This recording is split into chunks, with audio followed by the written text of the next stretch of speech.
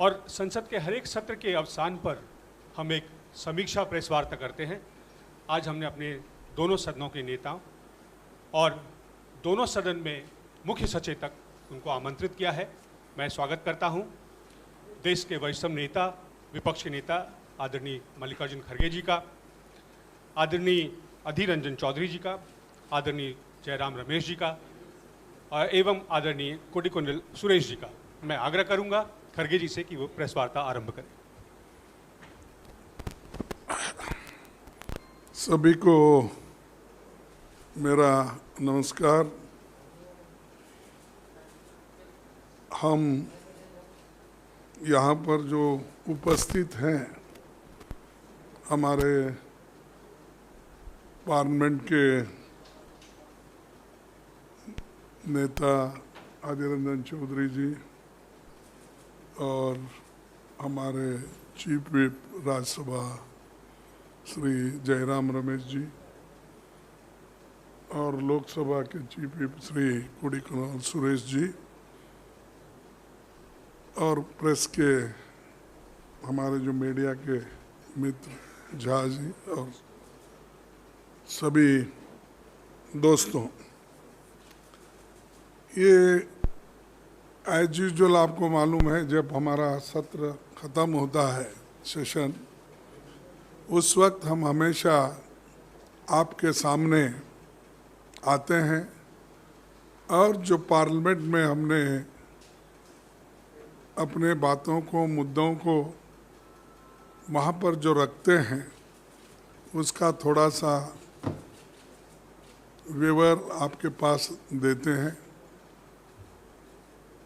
और ताकि देश के लोगों को ये भी मालूम होने दो कि पार्लियामेंट में किन किन मुद्दों पे चर्चा हुई और किन विषयों पे गहरी चिंता व्यक्त की गई है और सरकार का रुख क्या था, ये सारी चीज़ें भी मालूम होती है। इसीलिए हमेशा के जो रूढ़ी है, रूढ़ी के तहत आज फिर हम आपके सामने आए हैं। तो पहला मुद्दा, सबसे महत्व का मुद्दा, और सभी देश की जनता ये चाहती थी, जो सबको बहुत इन्फ्लेशन से जो प्रभावित हुए हैं लोग, जो इफेक्टेड हैं, उनकी चिंता करने की आवश्यकता थी। इसीलिए हमने इन्फ्लेशन के विषय पर जो कीमतें बढ़ रहे दिन पे दिन, उन पर हमने सदन में सवाल उठाए और बहुत सी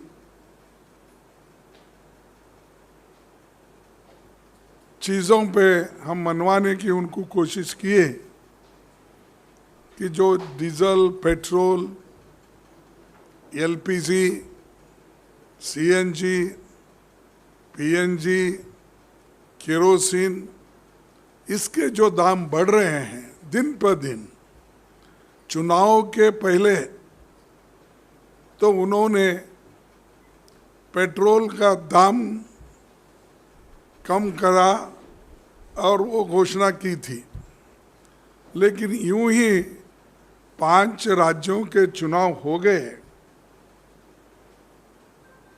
और जो जीत गए, तब लोगों को वो, यानी लोगों का खासकर उनका शोषण शुरू किया। गरीबों को तंग और तबाह करने का उनका जो मंशा था वो फिर शुरू हुआ। अब तक उन्होंने 10 रुपए से ज़्यादा डीजल और पेट्रोल पे दाम बढ़ाए हैं और एलपीजी का तो आपको मालूम है 50 रुपए ऑलरेडी बढ़ा है। अभी भी 2 केजी अपने इसको उन्होंने 2 रुपए 50 पैसे उन्होंने बढ़ाया है। हाँ हाँ, सीएनजी का बढ़ाया है। सीएनजी के ऊपर जो भी अभी यानी हर मिनट पे, हर सुबह उठते ही आप देखेंगे कुछ ना कुछ, या तेल के दाम बढ़ेंगे, या पेट्रोल के बढ़ेंगे, या डीजल के बढ़ेंगे, या एलपीजी के बढ़ेंगे, या अपना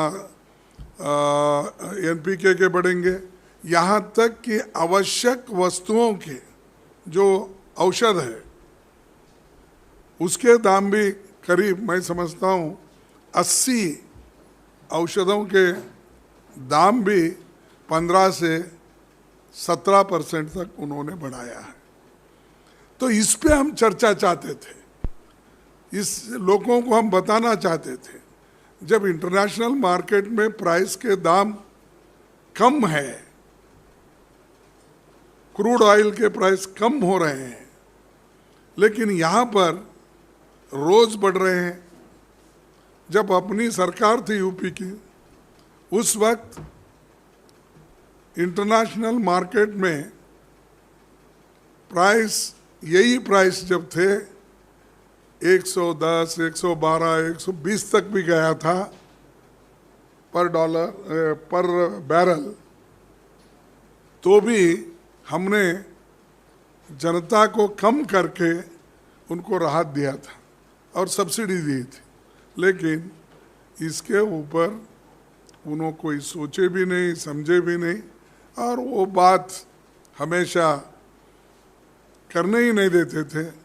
और उनका कहना ये था कि आप बजट पे बात किए, इस पे ज़रूरी नहीं है, सप्लीमेंट्री बजट पे बात किए, इसलिए इसकी चर्चा करने की आवश्यकता नहीं है। ऐसा यानी इसको टालते गए ताकि उनके कमियां जनता को मालूम न हो, और जो माध्यम से हो या पार्लियामेंट के तौर से ये मालूम नहीं होना, इस वजह से उन्होंने हमेशा इसको रोका। चर्चा के लिए उन्होंने कभी परमिशन नहीं दिया, यहाँ तक कि सरकार इसके लिए बात करने को भी वो तैयार नहीं थी। एक तरफ है। दूसरे तरफ जो किसानों के फर्टिलाइजर के, वो भी दाम बढ़ाए, तो फर्टिलाइजर की दाम बढ़ गई, एलपीजी की दाम बढ़ गई, पेट्रोल डीजल का तो वो बढ़ते ही जा रहा है, औषध का भी बढ़ा। तो ऐसा एक आइटम भी नहीं छोड़ा जिससे गरीबों को आज उसका परिणाम भुगतना पड़ रहा है। तो इसीलिए इस सत्र में इस मुद्दे पे हम बहुत चर्चा करना चाहते थे। बाकी के तो बजट पे हम कोऑपरेट किया, सप्लीमेंट्री बजट पे कोऑपरेट किया, बहुत से जो चीज़ें वहाँ पर जो प्रस्तावित गई वो सारे चीज़ों को हमने सपोर्ट किया। लेकिन जो असल मुद्दे थे, ये कीमतें, इन्फ्लेशन का, तो उस मुद्दे पे चर्चा होने नहीं दिया, अनएम्प्लॉयमेंट पे होने नहीं दिया, और लेबर डिपार्टमेंट का चर्चा हो गया लेकिन रिप्लाई नहीं हुआ। तो ये क्या चाहते हैं? और आज पार्लियामेंट 2 दिन पहले ही बंद कर दिया गया। अरे हालांकि आपने एजेंडा दिया था कि शुक्रवार तक चलाएंगे, हम तो तैयार थे, लेकिन उन्होंने आज ही सुबह वो 11 बजे, 11:15 बजे बंद कर दिया। तो इससे ये हम यही समझ सकते हैं कि महसूस कर सकते हैं कि सरकार को जो गरीबों की समस्या है, किसानों की समस्या है, अनएम्प्लॉयमेंट युवकों की समस्या है, इसको सुलझाना नहीं चाहते। तो इसीलिए हम आपके सामने ये चीज़ें रख रहे हैं। और पहले के सत्र में भी हमने बहुत कुछ बातें बोले, जब राष्ट्रपति के भाषण पे भी हमने अपने मुद्दे जो रखे थे, उस वक्त भी आपके सामने वो बातें रखे हैं। तो ओवरऑल ये गवर्नमेंट चर्चा के लिए तैयार नहीं है। 2 दिन रहते ही इस सदन को उन्होंने आगे डाल दिया। तो मैं इतना ही कहता हूँ। अब हमारे आदिर रंजन चौधरी जी अपने बात रखेंगे। हो गया तो नया बात कुछ नहीं है।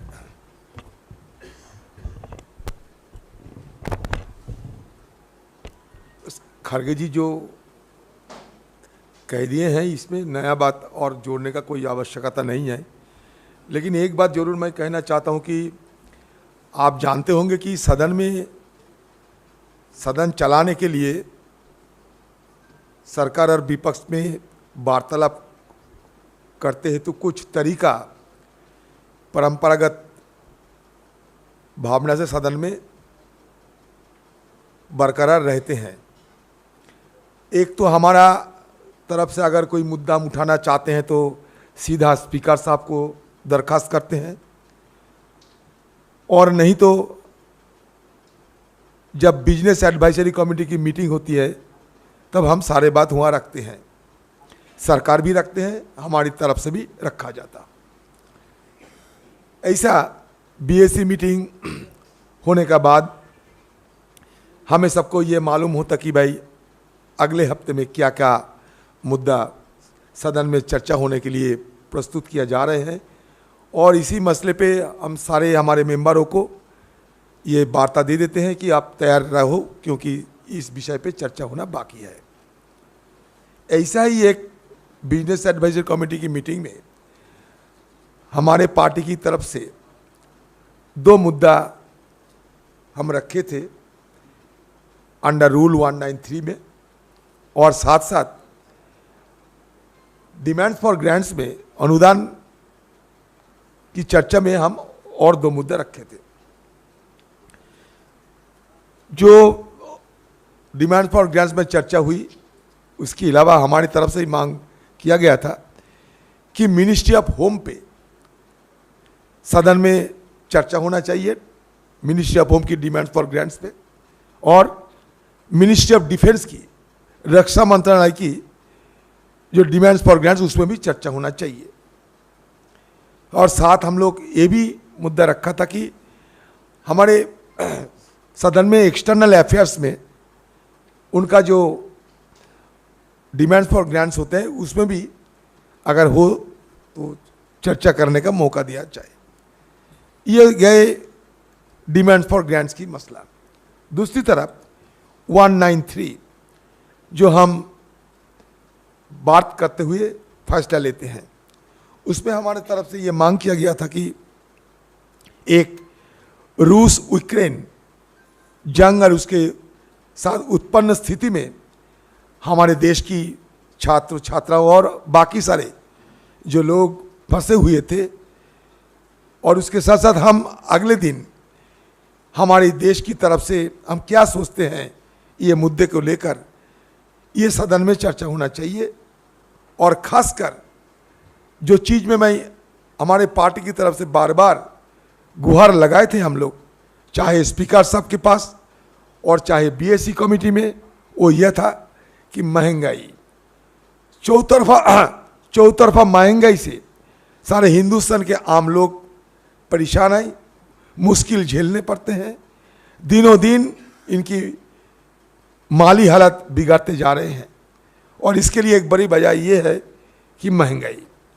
तो देखिए बीएसी कमेटी में फैसला हो चुके कि महंगाई पे चर्चा होगी।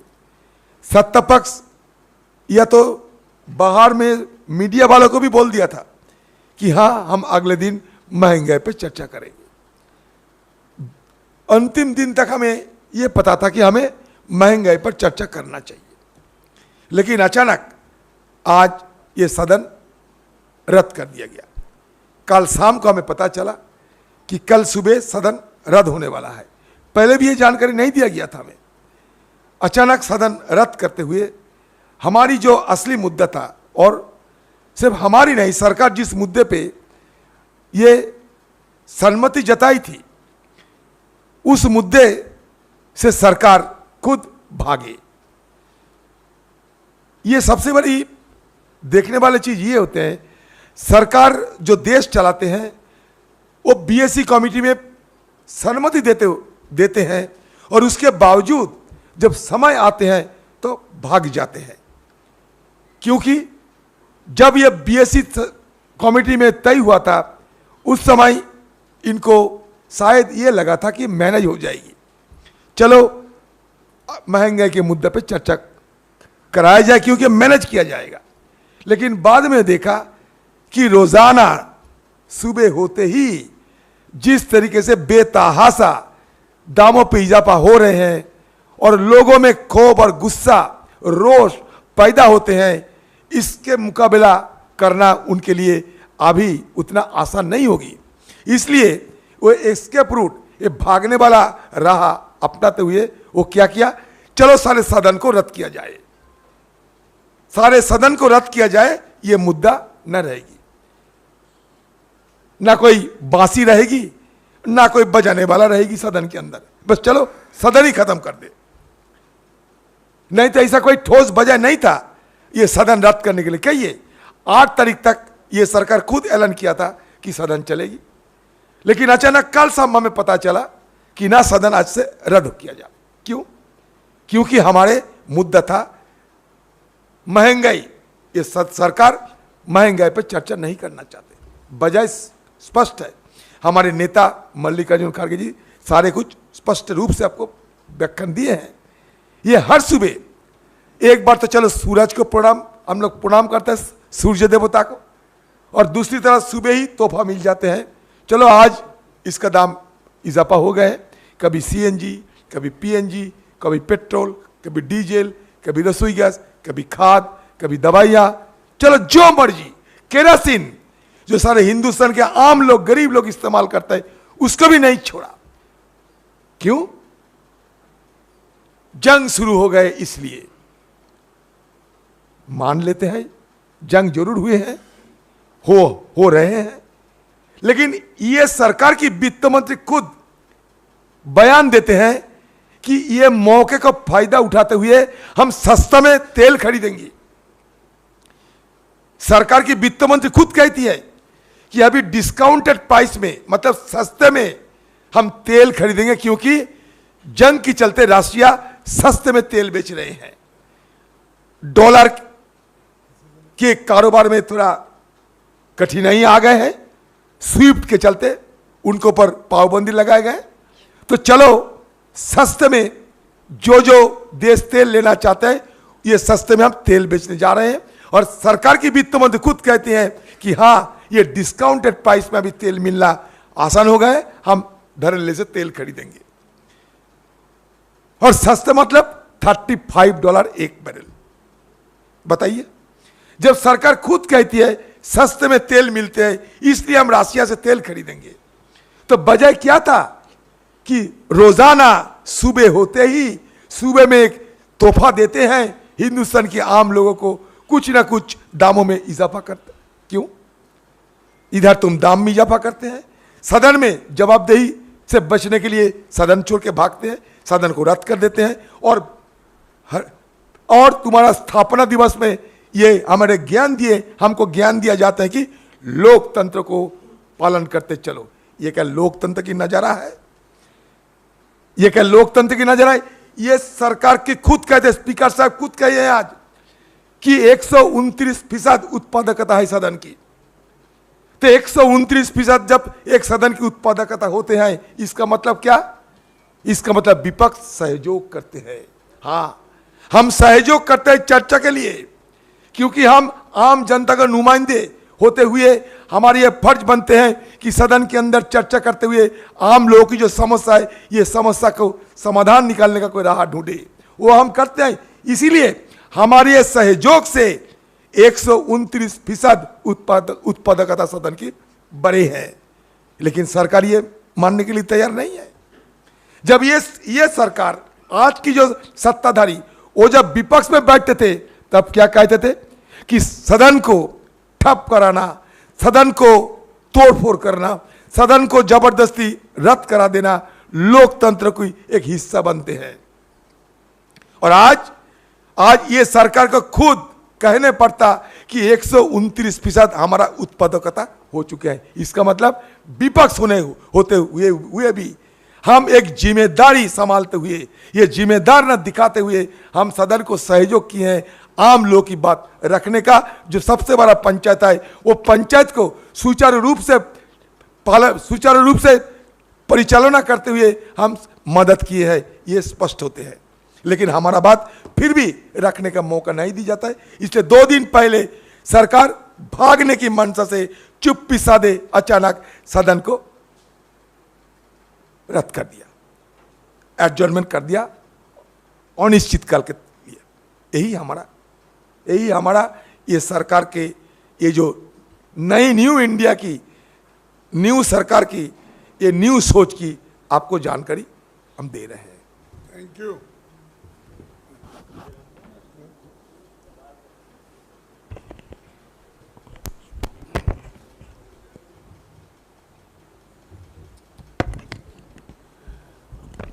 मैं सिर्फ ये कहना चाहता हूँ कि राज्यसभा में जो बिजनेस एडवाइजरी कमेटी होती है, उसमें कई विधेयकों के लिए समय अलॉट हो चुका था और विपक्ष तैयार बैठा था कि ये बिल्स आएंगे, क्योंकि बिजनेस एडवाइजरी कमेटी में इन बिल्स के लिए समय अलॉट हो चुका था।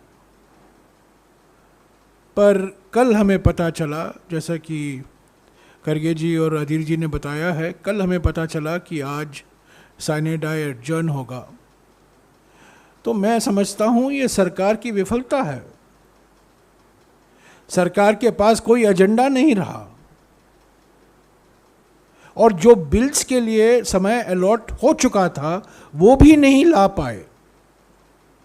मिसाल के तौर से मैं 2 बिल्स का जिक्र करूंगा। एक weapons of mass destruction bill है जो लोकसभा में पारित हुआ, आज वो राज्यसभा में आने वाला था, उसके लिए 2 घंटे का समय भी अलॉट हो चुका था। और एंटार्क्टिका अंतर्राष्ट्रीय समझौता, एंटार्क्टिका ट्रीटी के संदर्भ में एक और बिल था, उसके लिए 3 घंटा अलॉट हो चुका था। पर ये 2 बिल नहीं आए और हम तैयार थे इस पर चर्चा करने के लिए। तो मैं समझता हूँ एकमात्र कारण था कि सरकार महंगाई से भाग रही थी, क्योंकि सारी विपक्ष की पार्टियाँ, Congress, TMC, Samajwadi, DMK, Shiv Sena, NCP, सभी पार्टी, आम आदमी, सभी प्राइस राइज पर चर्चा चाहते थे, सरकार नहीं चाहती थी। और दूसरी बात जो बार बार सरकार कहती है कि हम समझौता कर रहे हैं किसान संगठनों से, उस पर हम चर्चा चाहते थे।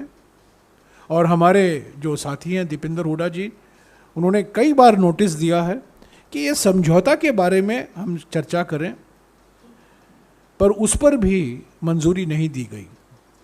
तो मैं समझता हूँ ये अचानक कल निर्णय लेना, जब बिल्स लंबित थे, समय उनके लिए अलॉट हो चुका था और महंगाई और किसान संगठनों से समझौते के बारे में कई नोटिस दिए गए थे, कई पॉलिटिकल पार्टीज़, कई राजनीतिक दलों से, उससे भागने के लिए मैं समझता हूँ ये आज ये निर्णय लिया गया कि आज दो दिन हमने बर्बाद की, आज का पूरा दिन और कल, तो 2 दिन बर्बाद हुआ। मैं समझता हूँ ये हमारी कोई इसमें गलती नहीं थी, ये सरकार की ओर से, मैं समझता हूँ ये जो सरकार के एजेंडा मैनेज करते हैं उनकी विफलता है। और मैं एक और बात कह दूँ, हमने leader of the house Arun Jaitley को देखा है, वो हाउस में बैठा करते थे। हमने तंवर सिंह गहलोत जी को देखा है, हाउस लीडर, वो हाउस में बैठा करते थे। पर पहली बार हम देख रहे हैं house of the leader of the house लापता हैं, वो कभी हाउस में रहते ही नहीं हैं। मंत्री हैं, हम सब जानते हैं, मंत्री हैं, सभी लोग मंत्री रह चुके हैं, पर हाउस में रहना हमारा पहला कर्तव्य बनता है। जब हाउस सेशन में है तब मंत्रियों को आना, लीडर ऑफ द हाउस को आना, लीडर ऑफ द ऑपोजिशन तो बैठते ही रहते हैं, पर पहली बार मैं देख रहा हूं कि लीडर ऑफ द हाउस लापता है, दिखाई नहीं देते हैं। प्रधानमंत्री तो हम तो देखते ही नहीं हैं, पर कई 8 साल से प्रधानमंत्री मैं समझता हूँ 4-5 बार आए होंगे, पर लीडर ऑफ द हाउस को आना बहुत ज़रूरी होता है, क्योंकि वो हाउस चलाते हैं एलओपी के सहयोग से और चेयरमैन से सहयोग से। एलओपी और लीडर ऑफ द हाउस दोनों एक स्तंभ होते हैं हाउस के। तो इतना ही मैं कहना चाहता हूँ, और बारिश सारी बूंदे एलओपी और अधीर जी ने आपको सुना दिया है।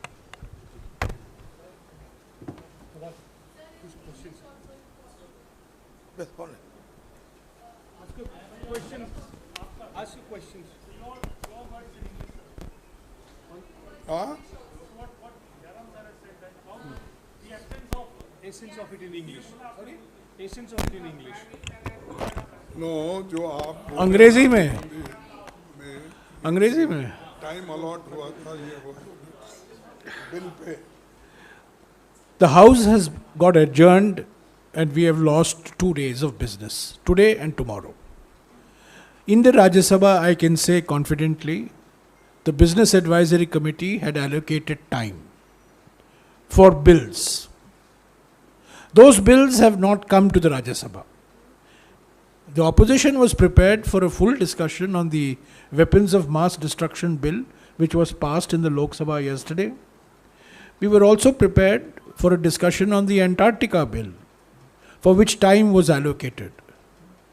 So, I'm surprised that bills for which time has been allocated by the Business Advisory Committee have not been brought by the floor managers. They could have brought it today. They could have brought it tomorrow. So, I think the real reason why the Rajya Sabha has got adjourned 2 days, for 2 days, lost 2 days, the real reason is the combined opposition wanted a discussion on price rise, which the government was not willing, exclusively on price rise, not on budget and not on appropriations, but exclusively on price rise, prices of petroleum products, prices of edible oil, prices of medicine. And the second issue, which my colleague Deepinder Hooda had given multiple notices, was on the state of implementation of the agreement with farmers' organizations, which the government was unwilling to discuss. So this is the real reason why the House has got adjourned. And we have lost 2 days. When there was bills, time had been allocated, opposition was prepared to discuss. So the 2 issues, price rise and farmers' organization agreement, I think the government did not want to have a discussion, and they adjourned the House. I also want to say that this is the first time we have seen Mr. Arun Jaitley as the leader of the House. We have seen Mr. Tamarchand Gehlot as leader of the House. They used to be sitting in the House. They used to be present in the House. The leader of the opposition and the leader of the House are 2 pillars on whom the chair depends. But it's extraordinary that the leader of the House is rarely present. In fact, I should say he's never there. And the House cannot function if the leader of the House is not present. We all know that these are ministers. But when the parliament is in session, the first and primary responsibility, even of the minister, is to parliament. And especially when you're leader of the House, your primary responsibility is to execute your job as leader of the House. Thank you, sir. If you permit, we'll take a couple of questions. So, Shobhadra, I'll come. Hold on.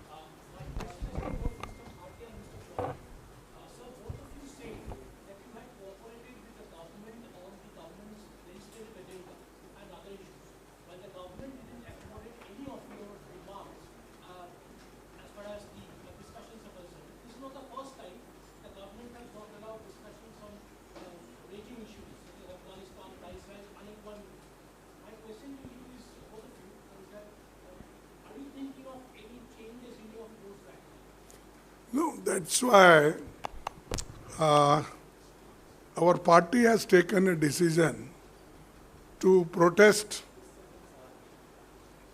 in all states against this price rise. And last time, 31st March was the date given for this agitation. And today also, and we are agitating throughout the country, state capitals regarding this inflation, and also in the district places. See, these are our efforts. We are doing our best to convince to redress the grievances of the people. But government is not ready to listen this. Even they are not ready to listen media or even discuss this issue in parliament and even outside. Therefore, we are doing our best. My party is doing best to take this issue on the street, and we will go on fighting this issue. Thank you, sir. I'll take Supriya from Aaj Tak.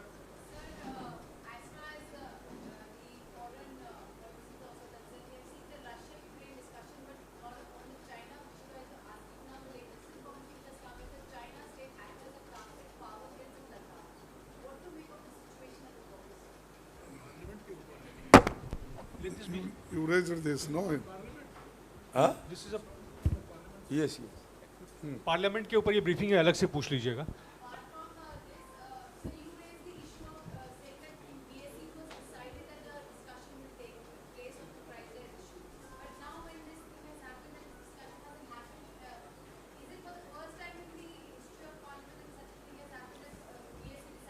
See, the government, it was a commitment made by the government. BSc meeting means the discussion that took place between the opposition and the government. It used to take place between opposition and who are in position. And there, unanimously, some issues are identified, and accordingly, time also used to be allocated.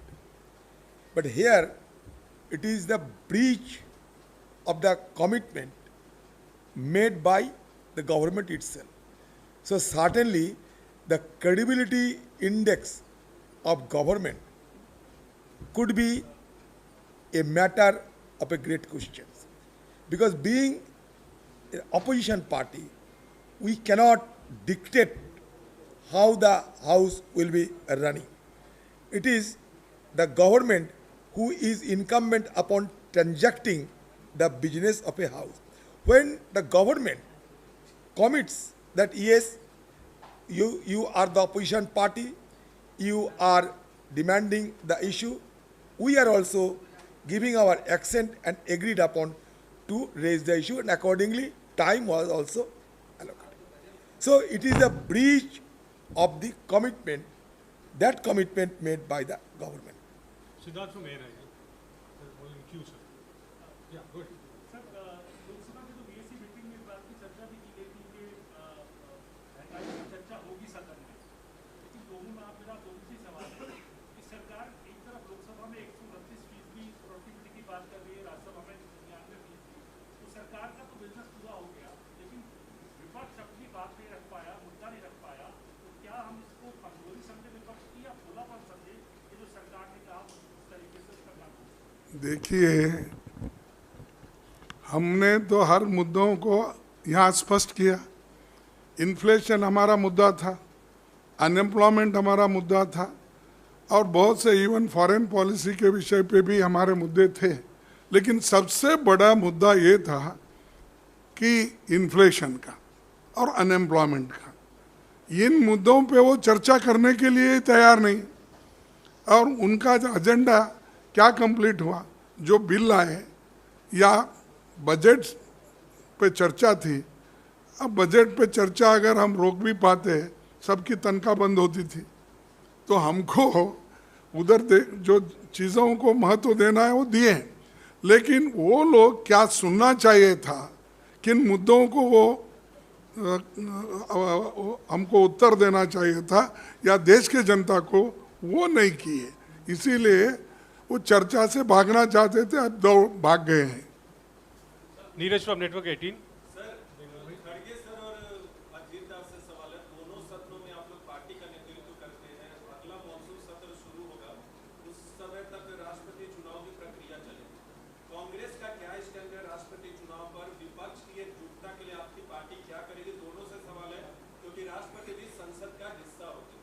हाँ ठीक है, gazette notification होने दो, फिर आपसे मिलेंगे, फिर बात करेंगे। एनसीपी और टीएमसी ने कोशिश कर दी है, इसलिए पूछा है मैंने। नहीं, ये जब हमारे पास मुद्दा आएगा, क्योंकि एक पार्टी तो तय नहीं कर सकती और एक पार्टी के पास ही कोई मेजॉरिटी नहीं है, तो इसलिए जब मुद्दा आएगा हम मिलके उसको डिसाइड करेंगे।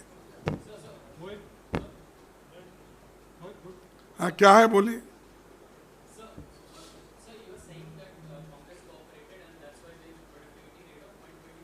कांग्रेस विपक्ष, हाँ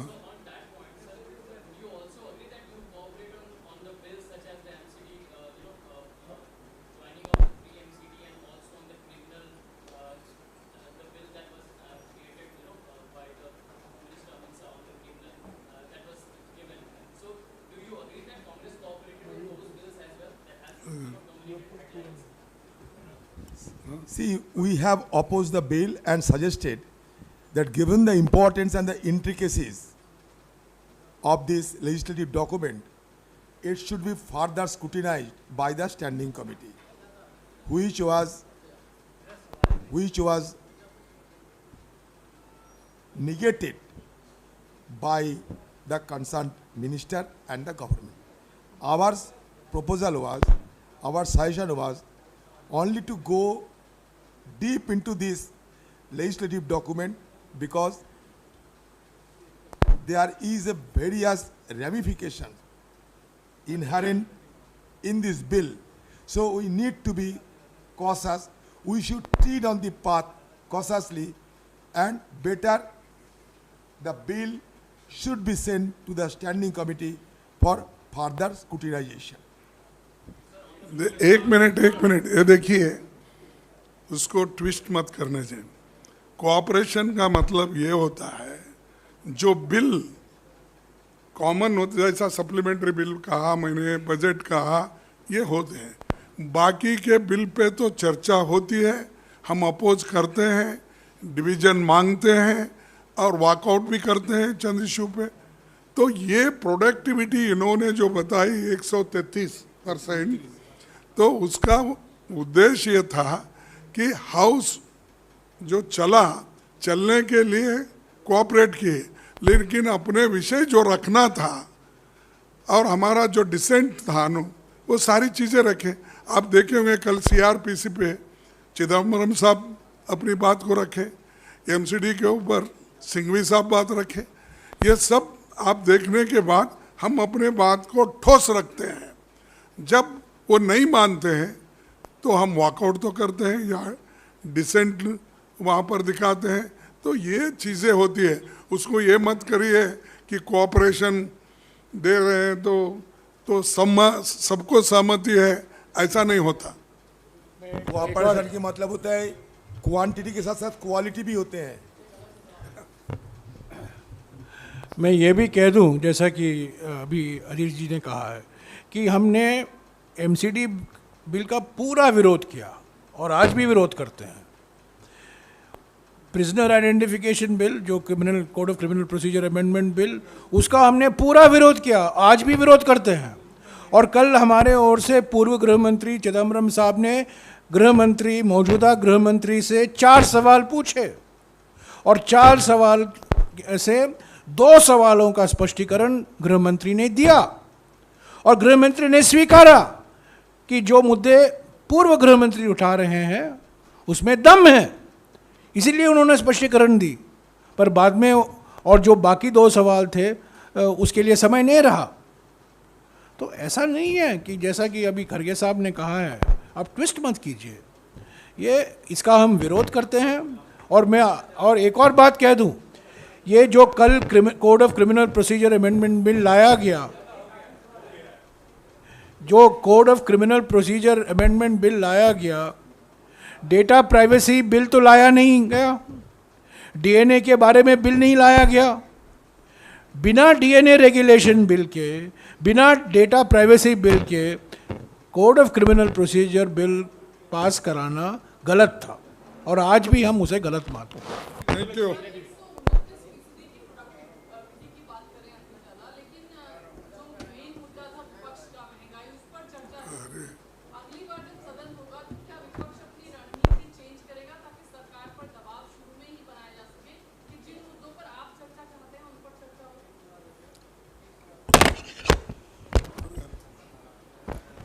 हमारा एजुकेशन तो चालू ही है। देखिए, आज आप लोगों से मुलाकात करते हैं और अब बात रखते हैं, अगर आप सब ने मिलकर ये बात ठीक तरीके से पेश करोगे आम लोगों के सामने, ये भी एक दबाव बनेगा।